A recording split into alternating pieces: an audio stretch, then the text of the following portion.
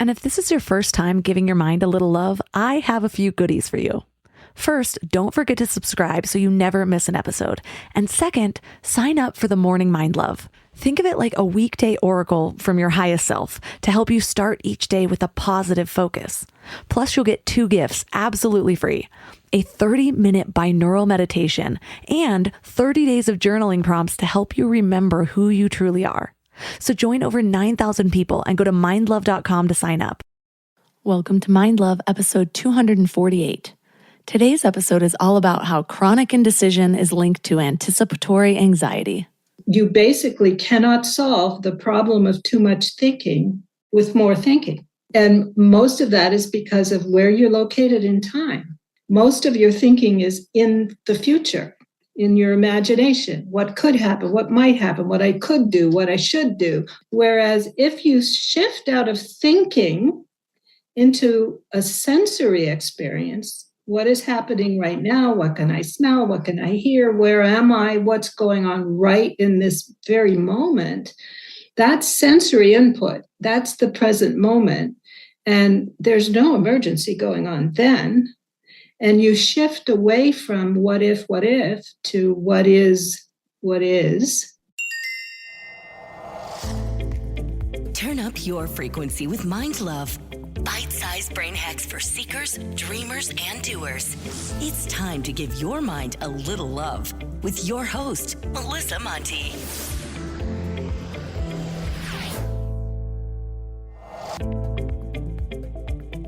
If this is your first time giving your mind a little love, don't forget to hit the subscribe button. Mind love is a habit, and the more you give your mind that love and intention, the better you'll feel about yourself and your life. Plus, it's really a win-win because more subscribers means Mind Love attracts even more amazing guests to bring you their wisdom. So don't forget to subscribe. I also want to let you know about a couple changes coming up. On Tuesdays, I've been posting main episodes. From episode 248, 249, you get the picture. And on Fridays, I've been posting exclusive episodes where they're public for a little bit and then they go gated. Starting this week, I'm just counting up from 248. So Friday will be 249, then 250. You get the idea. Right now, there's over 50 episodes that are just for premium members.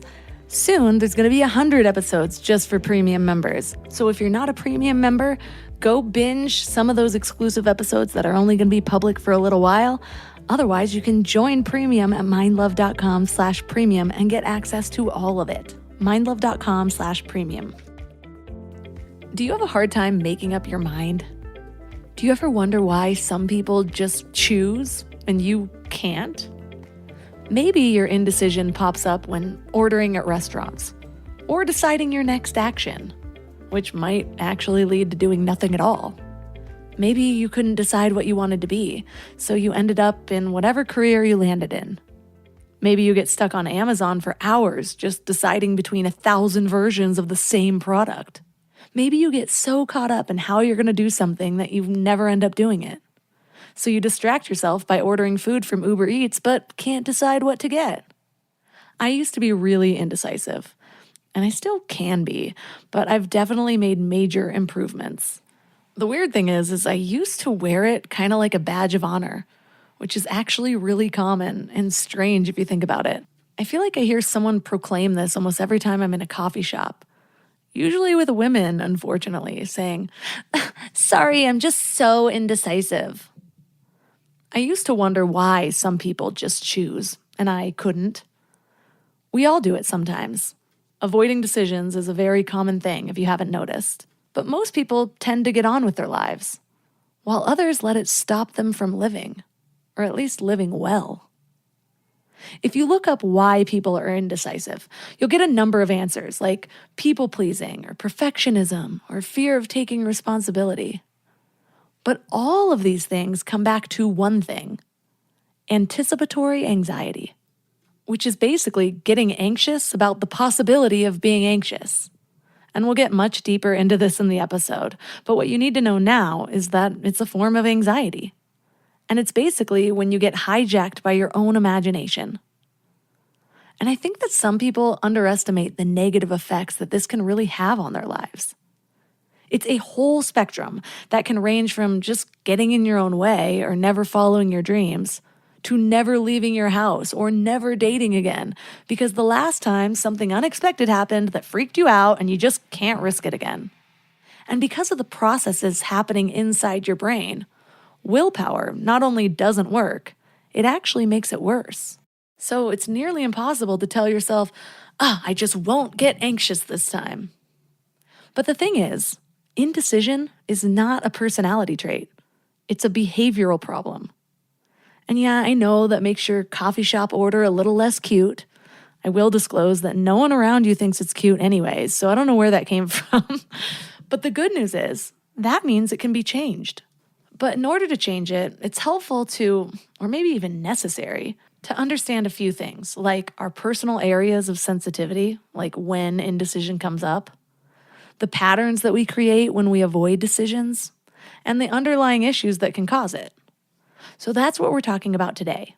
And our guest is Dr. Sally Winston. She's a clinical psychologist, a master clinician in anxiety disorders and OCD, and co-author of 4 books with Dr. Martin Seif. She's also the founder and executive director of the Anxiety and Stress Disorders Institute. So 3 key things we will learn are why trying harder to face your fears and using willpower to force decisions simply does not work, why avoidance reinforces anticipatory anxiety and chronic indecisiveness, and the 5 steps of surrender to overcome it. Hiring isn't just about finding someone willing to take the job. I need the right person with the right background who can actually move things forward, which is why I trust Indeed-sponsored jobs. Hiring? Indeed is all you need. Stop struggling to get your job post even seen on other sites. Sponsored jobs boost your post for quality candidates so you can reach the exact people you want faster. And it makes a big difference. According to Indeed data, sponsored jobs posted directly on Indeed are 90% more likely to report a hire than non-sponsored jobs because you reach a bigger pool of quality candidates. If I needed to hire someone for the podcast, I wouldn't want people who just think editing sounds fun. I'd want someone who's edited conversational podcasts for years, gets my style, knows the software. And with Indeed-sponsored jobs, I'd get actual podcast editors who know what they're doing. Plus, you only pay for results. No monthly subscriptions, no long-term contracts. And in the minute I've been talking to you, companies like yours have made 27 hires on Indeed, according to Indeed data worldwide. So spend more time interviewing candidates who check all your boxes. Less stress, less time, more results now with Indeed-sponsored jobs. And listeners of this show will get a $75 sponsored job credit to help get your job the premium status it deserves at Indeed.com/mindlove. Just go to Indeed.com/mindlove right now and support the show by saying you heard about Indeed on this podcast. Indeed.com/mindlove. Terms and conditions apply. Hiring? Do it the right way with Indeed. You know what I'm tired of? Spending mental energy deciding what to eat. It's not just the cooking or the shopping either. It's the constant decisions. What sounds good? What do I have ingredients for? Is this healthy enough? Do I have time to make this? But I've learned that shopping, planning, and cooking food really can be simple and stress-free, which is why I love Hungry Root. Hungry Root takes the stress out of mealtime by filling your cart with personalized picks and planning your week of meals, getting smarter with every order. With over 15,000 recipes to choose from each week, many ready in just 15 minutes or less, it fits into actual life. And their smart cart technology learns what I actually like and recommends groceries, recipes, and supplements tailored to my tastes. It's kind of like having a personal shopper who actually knows me. No more random ingredients that I'll never use. And they screen out over 200 additives and only source high-quality ingredients. The decision fatigue I used to have around food is just gone, and that energy goes to things that actually matter now. So take advantage of this exclusive offer. For a limited time, get 40% off your first box, plus get a free item in every box for life. Go to hungryroot.com/mindlove and use code MINDLOVE. That's hungryroot.com/mindlove, code MINDLOVE, to get 40% off your first box and a free item of your choice for life. hungryroot.com/mindlove, code MINDLOVE.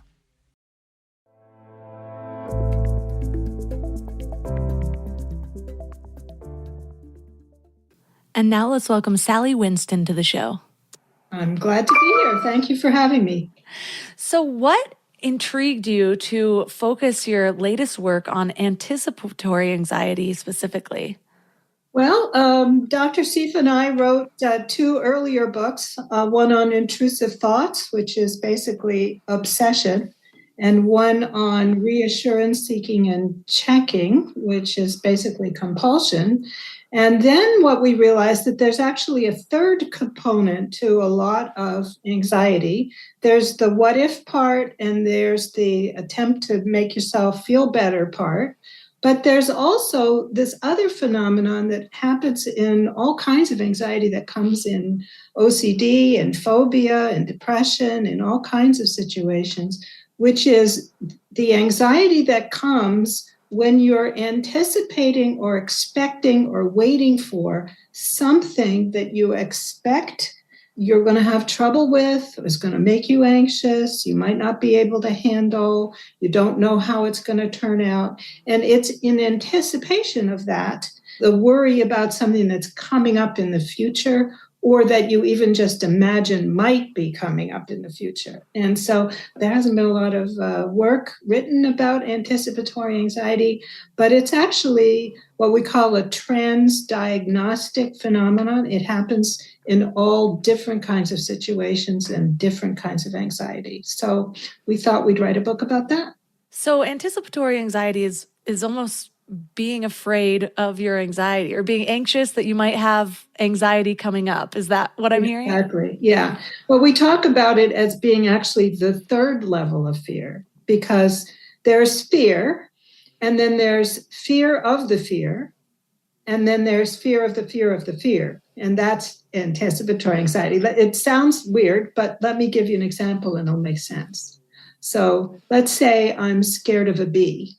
I'm afraid of a bee. But then what if I'm afraid that if I might see a bee, I would have a panic attack and it would stress out my heart so much that I would have a heart attack and die. So that's called fear of fear, and that's panic disorder. But there's another level to this, which is what we call the avoidance layer, the fear of fear, fear, which is I'm thinking of maybe signing up for a camping trip, but what if I see a bee and I have a panic attack? I'm going to worry about that for the next 3 months. I think maybe I won't sign up for the camping trip. So it's the level of avoidance when you anticipate or you think about or you imagine that you're going to have an outcome that you don't want, or that there'll be something you can't handle. And there comes with it this very strong urge to do anything to not get into that circumstance. And so it provokes a great deal of avoidance. It almost sounds like this level of fear can be the most debilitating, because you're not even waiting for an opportunity for the fear to come. You're assuming that it's probably going to come in more instances than maybe it would. And so then you're just sort of shutting off parts of your life. You're absolutely right. It is in many ways the most debilitating because it provokes such a huge amount of avoidance behavior, and people don't do things that they would otherwise get to do. And so it can really interfere with your life. And what happens is that so much happens in your imagination, and it's so vivid, and you're so hijacked by it that you really think that you don't have a choice except to avoid it in some way. And that gets to be a tremendous intrusion in your life. And most phobias have a huge amount of anticipatory anxiety. One of the things that we discovered a long time ago about panic disorder, people have panic attacks, is that many times if you ask them, when was your last panic attack? And they're housebound and they can't go anywhere and they have very severe agoraphobia secondary to panic, is they'll say, well, it was 11 years ago.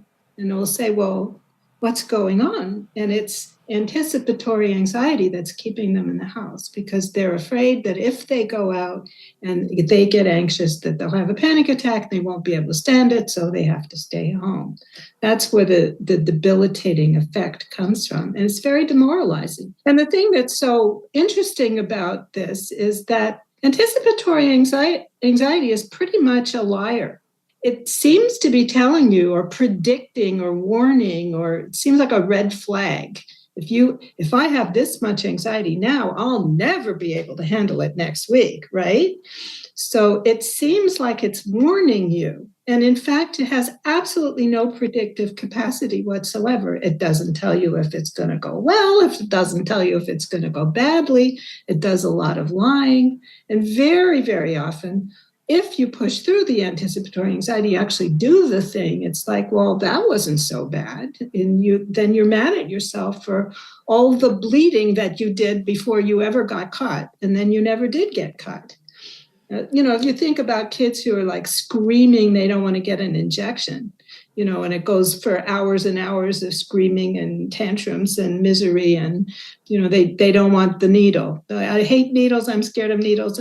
And then you finally give it to them and it's like, well, that's it, But the thing is that you think, well, they finally learned that injections aren't so terrible. But what they remember is the anticipatory anxiety. They don't remember that it actually went fine. They remember that it's a horrible experience because they clump it all together. It reminds me of people who stop trying to find relationships because their relationships have gone bad, where then all of a sudden they're like, no, I'm swearing off men or women or whatever it is, and I'm never dating again. And they don't really remember all of the positive times in a relationship because maybe it went south or maybe they did end up with a sociopath or something like that. But doesn't mean that love itself is going to be the danger. It was just that one experience that's now bleeding through in all of your others. Yeah, and that's the slipperiness of anxiety, is that it can move from one thing to another and get stuck to things.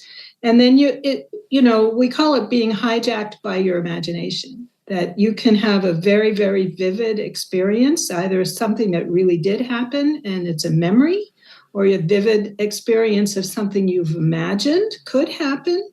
And it's so vivid that you become hijacked by it, and you think it's factual. You think that this is what's really going to happen. And then, of course, it makes perfect sense to not reach out, not to stretch yourself, because it feels as if you're taking a massive risk. So what's actually happening in your brain when anticipatory anxiety is created?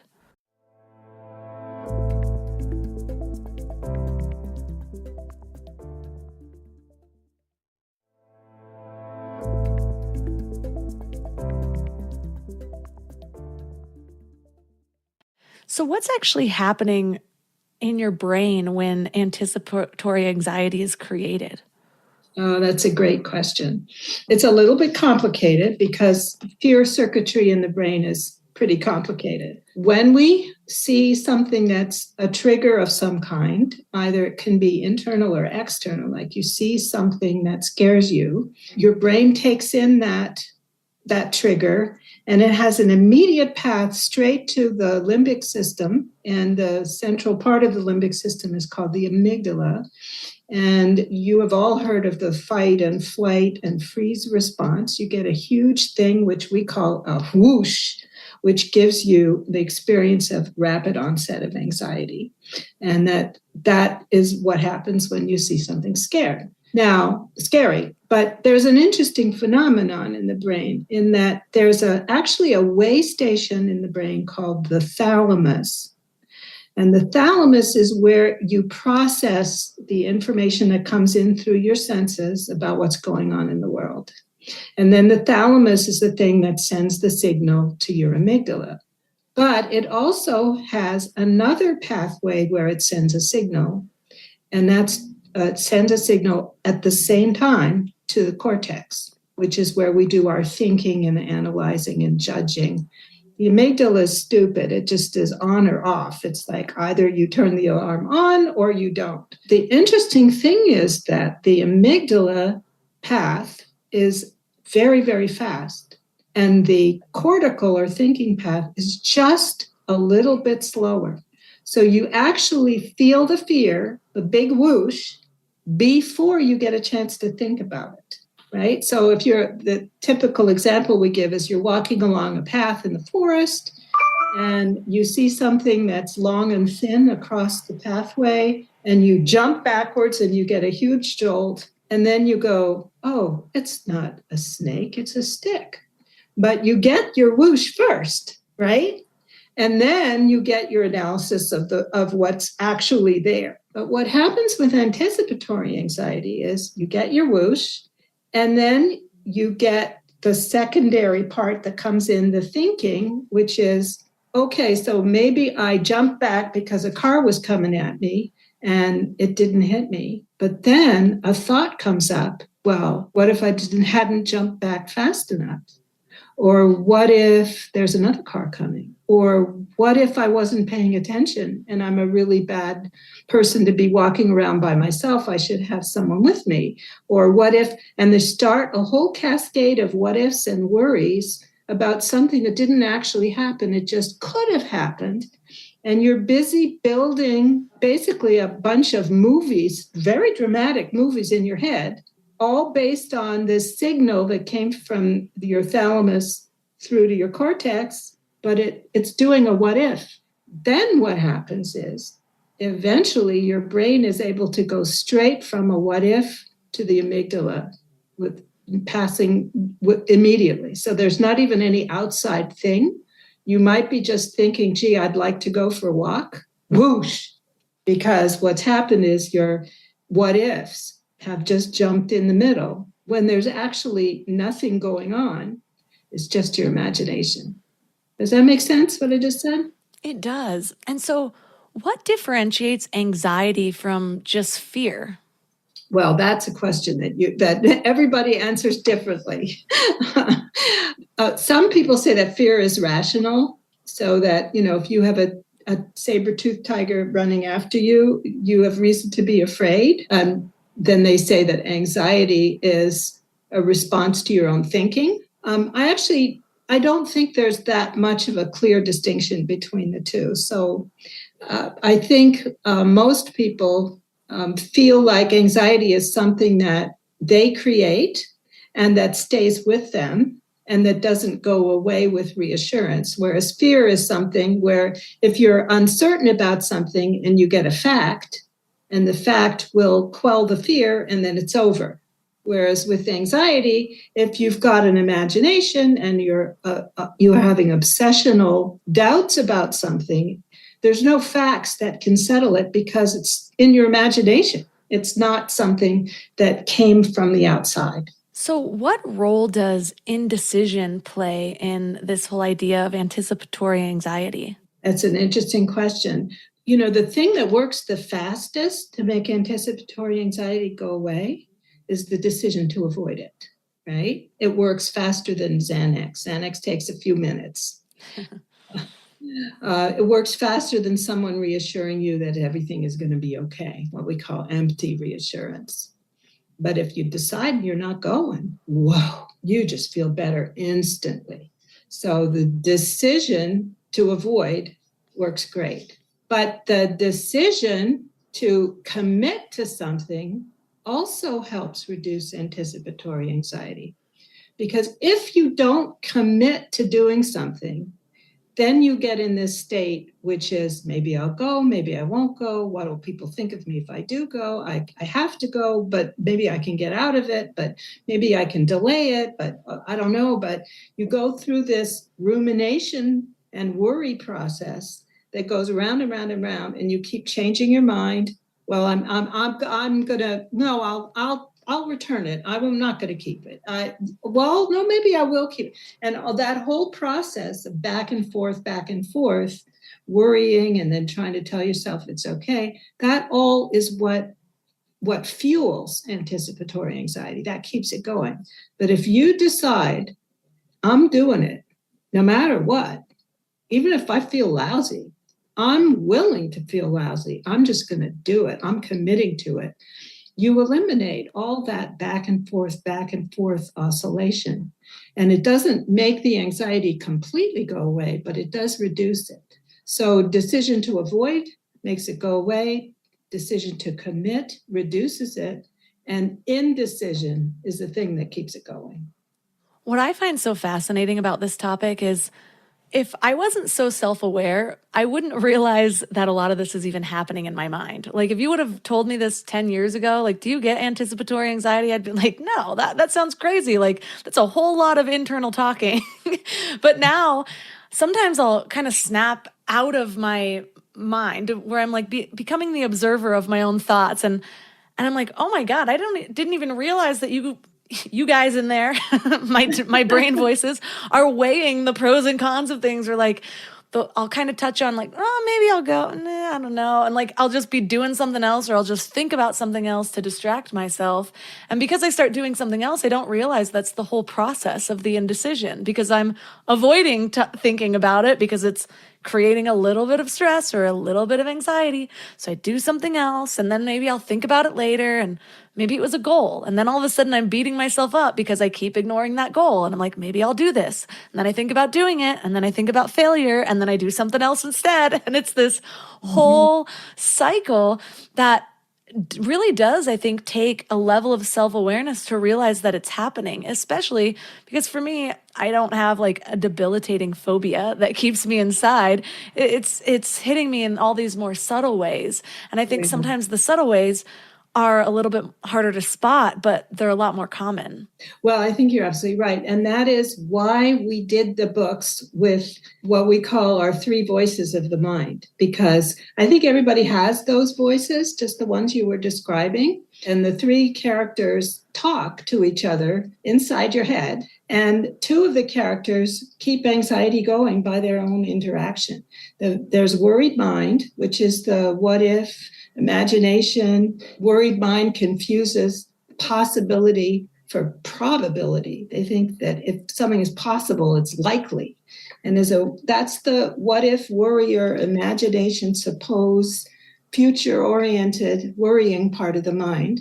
And then we all naturally have an instinct to try to calm worried voice down, but we do it in a way that actually isn't helpful. And that's the voice we call false comfort, which is, oh, everything's going to be okay, or you really don't have to go, or, you can just, if you distract yourself, maybe you won't think about it, or don't think something so negative, just think positive.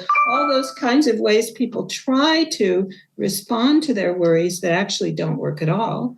What people sometimes call their coping mechanisms, which are usually ways of avoiding in some way.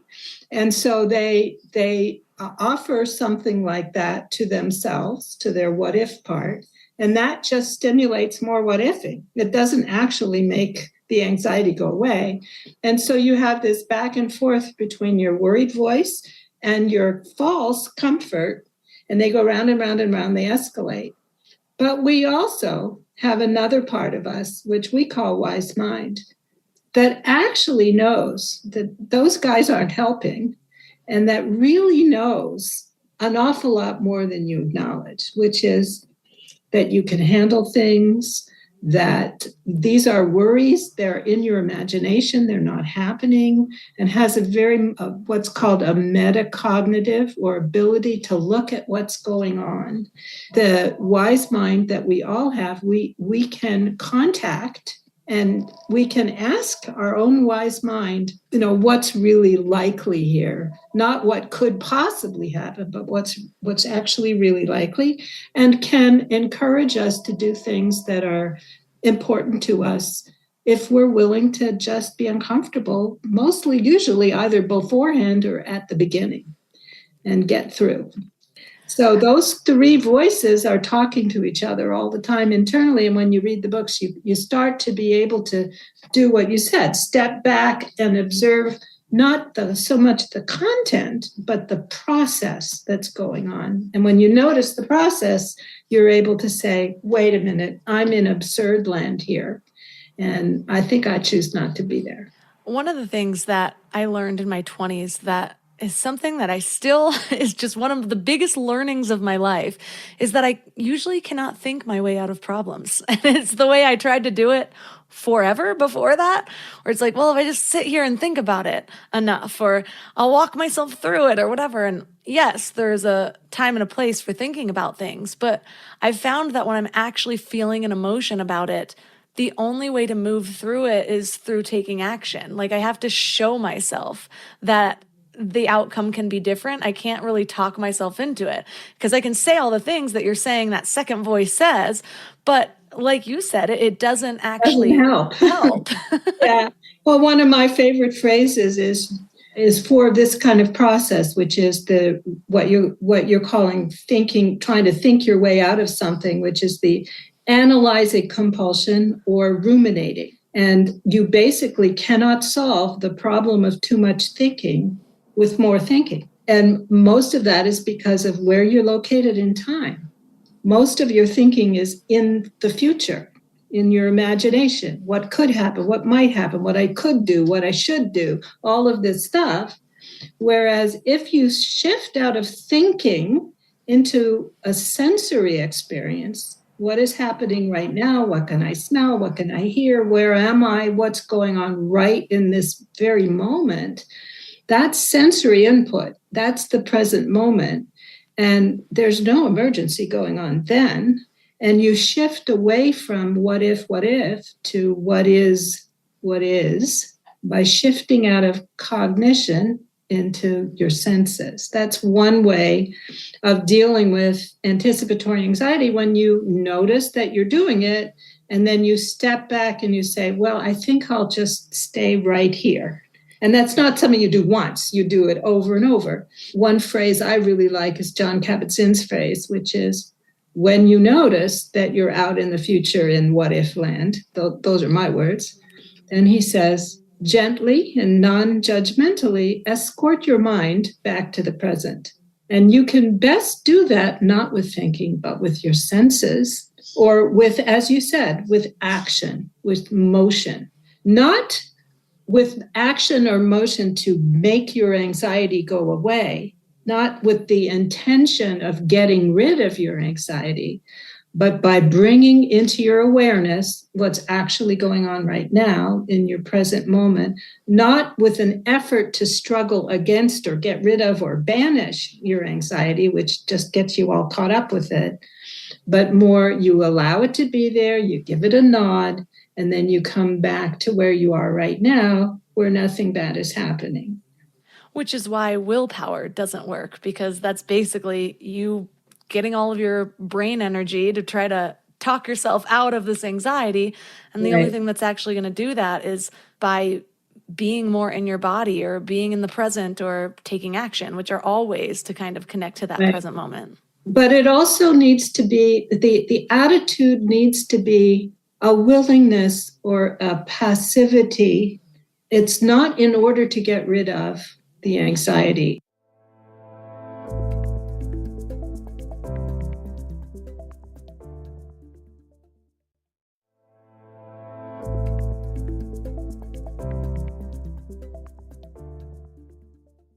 But it also needs to be, the attitude needs to be a willingness or a passivity.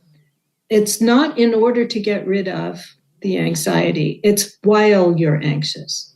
Let me just give you a brief example I use all the time. Yeah. Let's say you're driving and you have a scary thought, like a typical scary thought, like, what if I suddenly yank the wheel into that truck? It just you have that thought. Now, most people would forget quickly that they had that thought. But if you're worried about yourself, or you're an anxious person, or you don't trust yourself in some way, and you get, oh my God, why did I think that thought? Then you marshal all your energy to either not think that thought or get rid of that thought or stop imagining car accidents or your funeral or wherever you go in your mind. Now, there's two ways to handle that involve an action, but they're completely different. Let's say you decide, I'm going to turn on the radio and listen to music. You can be doing it this way. I hate what's going on in my mind. I've got to stop thinking it. Maybe if I turn on the radio, I can listen to music and distract myself from it and get rid of it, get rid of the anxiety. And so I'm going to listen to the music. Okay, is it working? Is it working? Am I listening to music? Wait a minute. Really, I have to concentrate on the music because I have to get rid of those terrible thoughts, because what if they make me yank the wheel, right? But you can also do it this way. Same action. You're reaching for the radio dial and you turn it on. And you're saying to yourself, okay, well, my mind is doing that crazy garbage over there. I might as well listen to music. And it's not an attempt to, it's changing the channel really, but it's not trying to turn off the anxiety channel. It's just adding in some music while it's acting nuts over there. I don't have to get involved with that stuff that's nuts. I can listen to music. The nut stuff will stop whenever it's ready. Now, that's exactly the same action, turning on the radio. But those are two entirely different things because of your attitude. You see the difference? Yes, definitely. And I'm just reminded of, for some reason, this has been happening to me lately. I blame the hormones of the pregnancy, but like last night, I had to text my husband. I went to bed before him, and all of a sudden, I like had a flashback to when I used to be. I wasn't afraid of the dark as a child, but my grandma would watch like horror movies with me when I was like under 5 years old, and I remember she watched this one about. It was like a real life documentary about exorcisms. And for a really long time in my life, I was afraid of being possessed by the devil. So I thought about this a couple weeks ago. And ever since, now I have these moments when I'm walking to the dark and I'm like, what caused that fear when I was younger? Like, what was I thinking about? And then all of a sudden that'll go back to those moments. And then I'm thinking about being afraid in the dark. And then I'm thinking about these big shadows. And then I'm feeling it. And then I'm like, oh my gosh, just stop thinking about this. And it just makes it worse. And last night I had to text my husband. And I'm like, can you just come cuddle me to sleep? Because I'm not feeling so well right now. And it's totally what you're talking about, where the thought of the fear and then the fear of the fear created a fear of the fear itself. And it was just wild. Right. And actually what you're doing right now is far more effective than being coddled because you're laughing. And when you have the capacity to stand back and say, look at the absurdity of all of this. I've gotten all caught up in something that isn't happening. And, I'm acting as if it's happening. And if you can laugh, just as you did right now, and say to yourself, look at the process, look what I just did. Isn't this funny? Then you can soothe yourself by laughing. And, one of the analogies that we use all the time about this is that when people are caught up in their fear, it's like they're watching a horror movie. Their bodies are going to react. If you're sitting in theater and the chainsaw guy is coming in and, you're going to start having a rapid heartbeat and you're going to start, feeling really scared. And as you're all absorbed in the movie, that's what happens. But then if somebody next to you sneezes, suddenly you bounce back and you go, whoa, I'm in a theater. Right? Now, at that point, you're not scared anymore, but your body is still doing that sensitized, rapid heartbeat, breathing thing for a little while longer because the alarm went off and it takes a while to subside. And so when you can get a perspective that this is a movie I made up in my mind, this movie about, the shadows are representing the devil and I'm going to get possessed and what if it happens again? And, you made yourself a movie or what we call a fear narrative. And then you reacted to it as if it were really happening. And then basically you called your husband and you asked for a sneeze.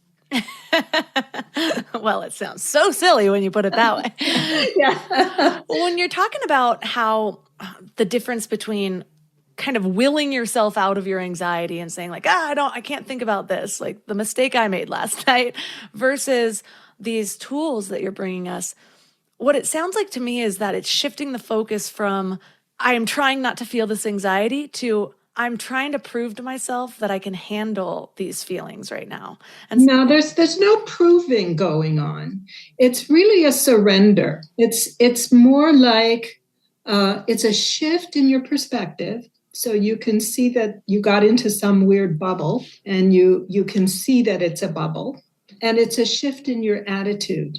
And the attitude is basically, this is my mind doing this thing. I'm not being told something true. It's not true or false. These are thoughts Thoughts are thoughts. Imagination is imagination. I'm creative. I can do a really great job of scaring myself with my own thoughts. But my attitude is I don't have to buy into what I just thought. I don't have to believe what I'm thinking. I don't have to join in. Let me give you a metaphor. So you're walking down the street. You can see that you're going to cross paths with this guy who's coming towards you. And he's kind of sketchy looking. He's like wearing an old raincoat and he's sort of limping and it looks like he's muttering to himself. He doesn't look very savory.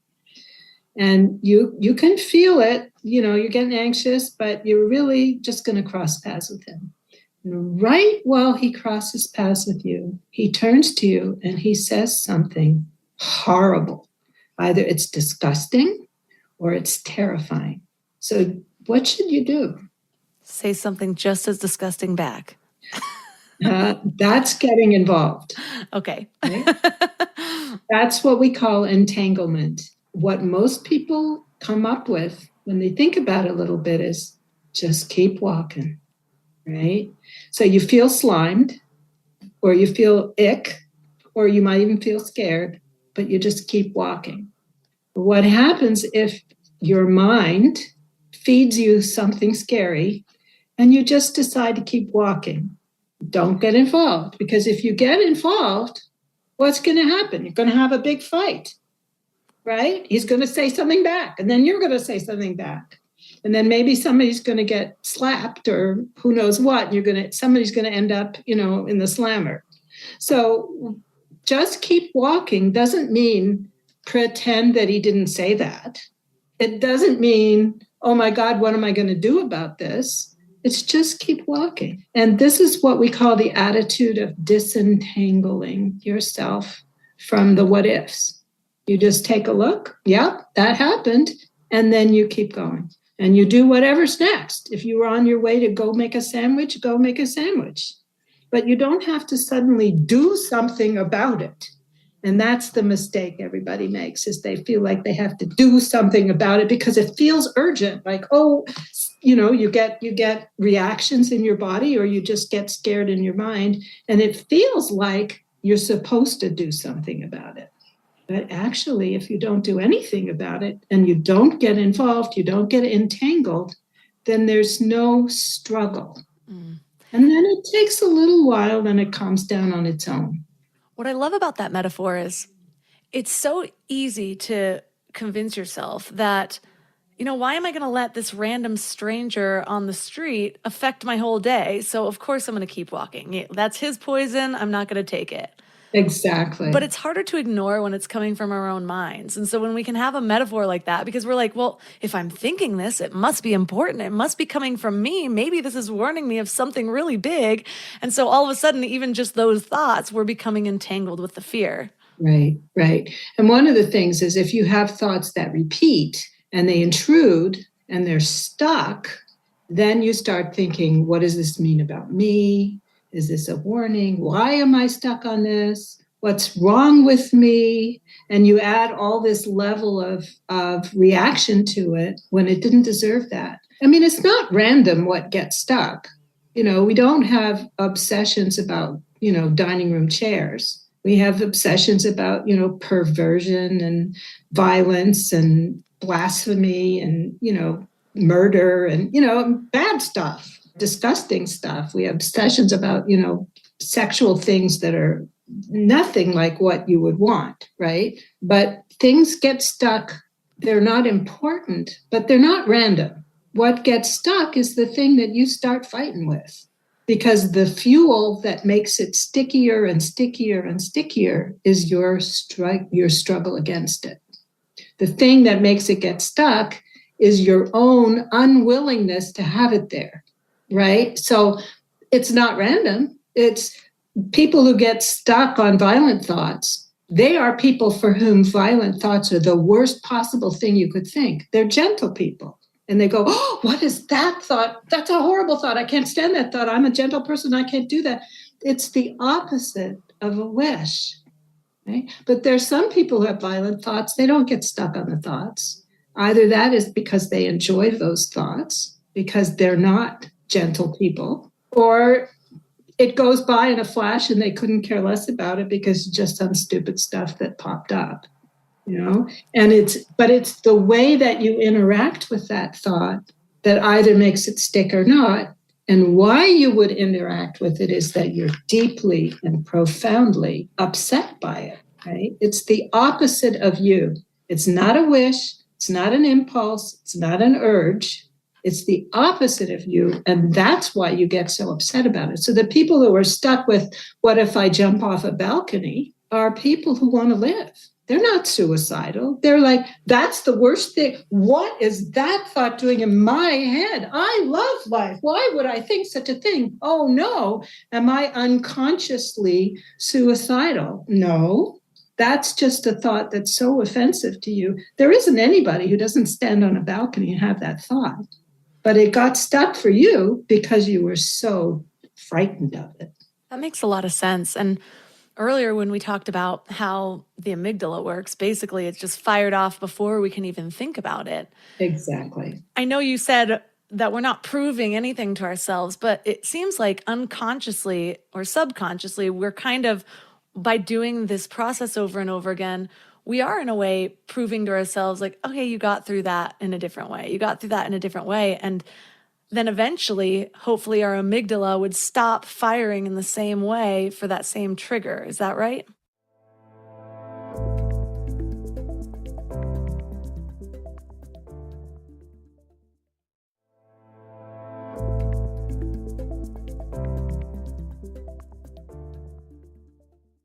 Then eventually, hopefully our amygdala would stop firing in the same way for that same trigger. Is that right? The amygdala will always fire if there's a trigger.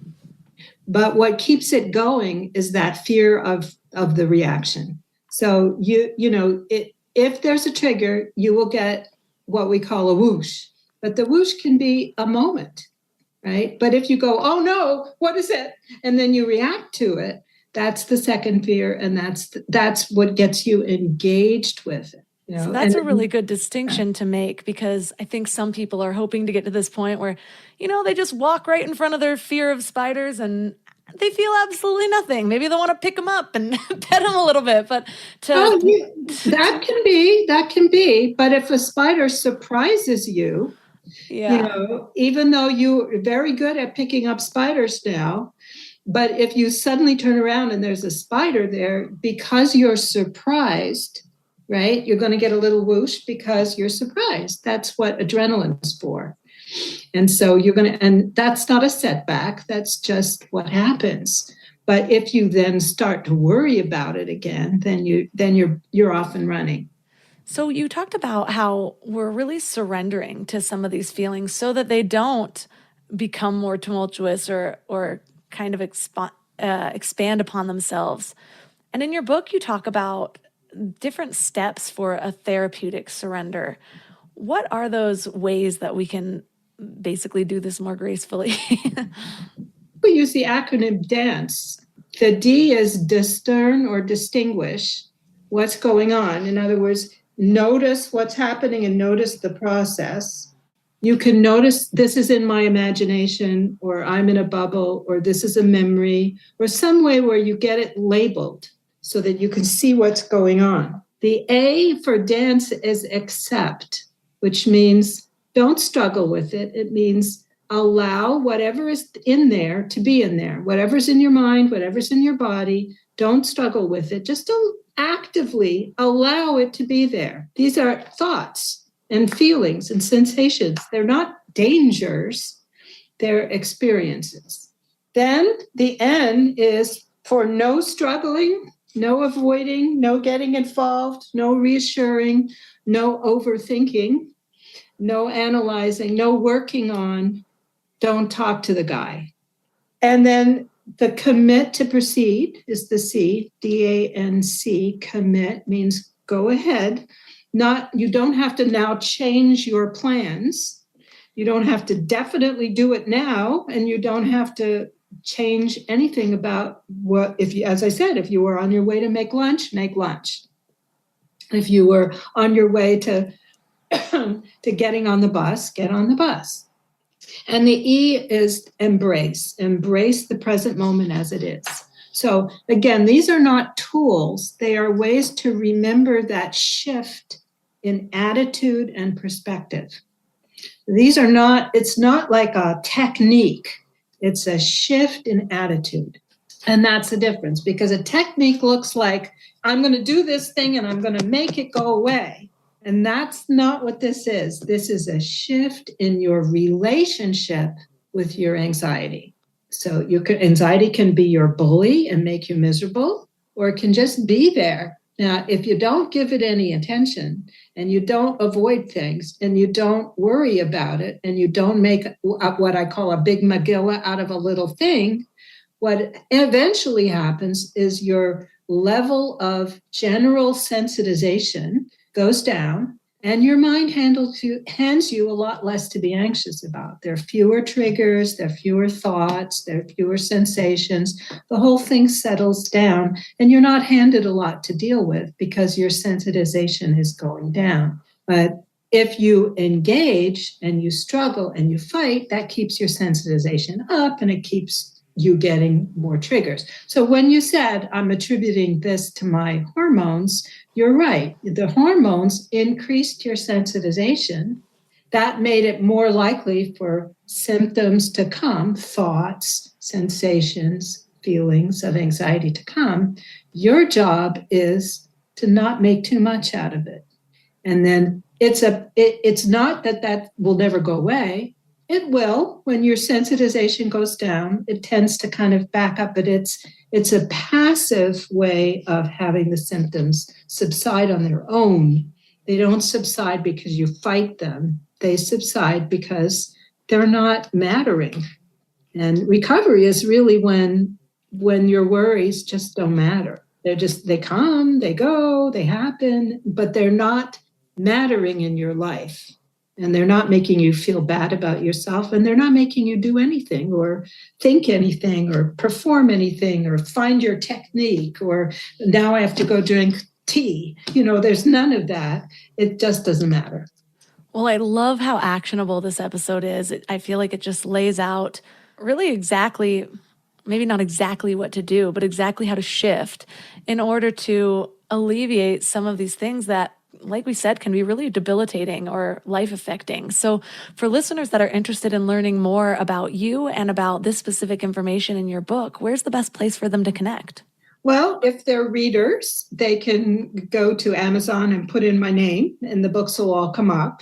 Or you could put in the name of my co-author, Dr. Marty Seif, Martin Seif, Seif, and the books will come up. You can get them in audiobook too, if you're better at listening than you are, or you can get it on your Kindle. If you're not a reader and you don't want to invest that much time or energy, you might want to go to our blog, which is at psychologytoday.com. And there's a blog called Living with a Sticky Mind. There also, if you're not a learner that way, or you want to just hear more of me, you can go to my website, and then there are links to other podcasts and webinars. The Anxiety and Depression Association has webinars that Dr. Seif and I have done there's actually one that's just gone up. It's about 15 minutes on each of the 3 books. So it's very palatable. It's very easy. And you can actually see us. We're talking on I guess it's called a webinar. So they're all different ways. We're all over the place if you want to find more information.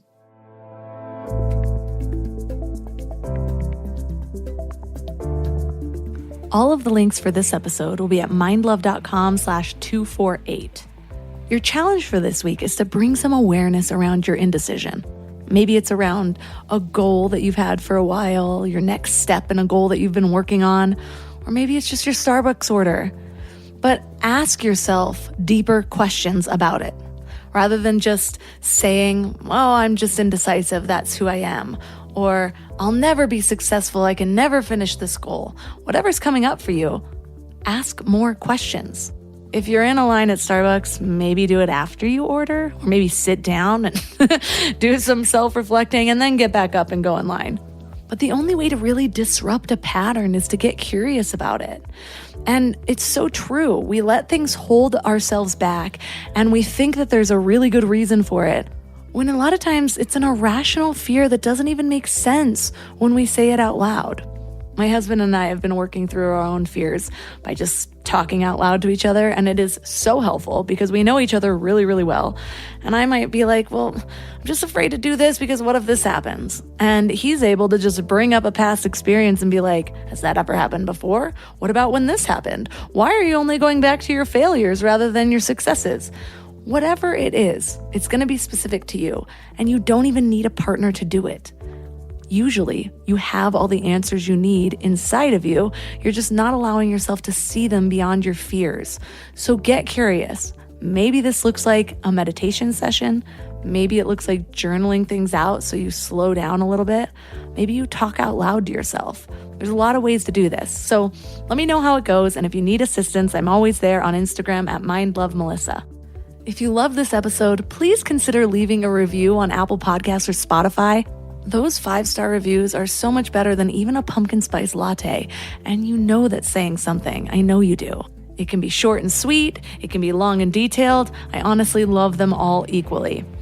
If you'd like to support Mind Love, you can leave one of those 5-star reviews we just talked about, or you can join Mind Love Premium at mindlove.com/premium. You get episodes a day early. You get them without ads. You also get a whole backlog of over 50 episodes that you can only listen to if you are a premium member. And you even get meditations and other bonuses. So that's at mindlove.com/premium or right there in the podcast app. And finally, you can support one of my amazing sponsors, and they're all listed at mindlove.com/sponsors. And that's all for today. So thanks for giving your mind a little love today, and I'll see you next week. Thanks for tuning into Your Higher Frequency with Mind Love. Head to mindlove.com for a free gift to keep your vibes up until next week.